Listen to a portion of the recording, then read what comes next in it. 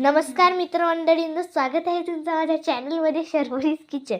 तर आज आपण बनवणार आहोत साबुदाण्याची खिचडी, जे उपवासासाठी एकदम बेस्ट आहे. तर सर्वात पहिले आपल्याला शेंगदाणे भाजून घ्यायचे आहे. शेंगदाणे भाजल्यानंतर त्याला मिक्सरमधून ग्राइंड करून घ्यायचं आहे. पतलाही नाही आणि एकदम जाडही नाही, मीडियम करून घ्यायचं आहे ग्राइंड.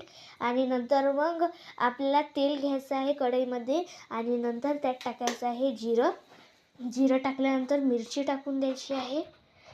मिरची होऊ द्यायची आहे आणि नंतर मग आपल्याला टाकायचे आहे पाण्यातून भिजू घातलेले आलू एकदम पतले कापलेले आहेत.